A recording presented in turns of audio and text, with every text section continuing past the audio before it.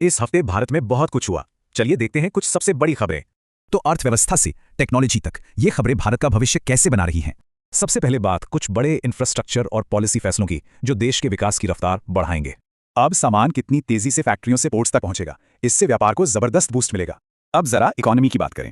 इस हफ्ते यहां कुछ अच्छी तो कुछ मिलीजुली खबरें रहीं। रेटिंग एजेंसी मूडीज ने 2027 के लिए भारत की जीडीपी ग्रोथ का अनुमान बदला है।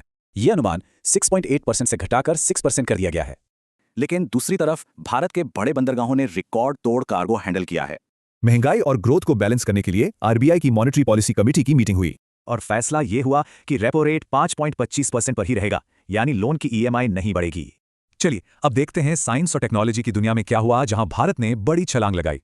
ये सभी उपलब्धियां दिखाती हैं कि भारत टेक्नोलॉजी में कितना आत्मनिर्भर हो रहा है।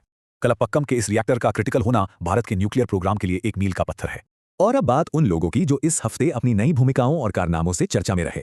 वरिष्ठ वकील मेनका गुरुस्वामी ने इतिहास रचा और भारत की पहली क्वीर सांसद के तौर पर शपथ ली। इसके अलावा येस बैंक, बीपीसीएल और पॉलिसी बाजार जैसे बड़े संगठनों में भी नई लीडरशिप ने कमान संभाली। इस हफ्ते देश ने 2 महान हस्तियों को भी खो दिया जिनकी विरासत हमेशा याद रखी जाएगी। लद्दाख के शेर कर्नल सोनम वांगचुक और सुरों की मल्लिका आशा भोसले, दोनों को देश हमेशा याद रखेगा। और आखिर में देखते हैं भविष्य को आकार देने वाले कुछ अहम डेवलपमेंट्स। क्लीन एनर्जी की तरफ एक अच्छी खबर।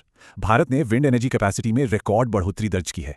यह पिछले साल के मुकाबले 46% ज्यादा है, जो कि एक बहुत बड़ी छलांग है। ग्लोबल स्टेज पर भी भारत ने अपनी मौजूदगी दर्ज कराई और क्लाइमेट को लेकर एक बड़ा फैसला भी लिया।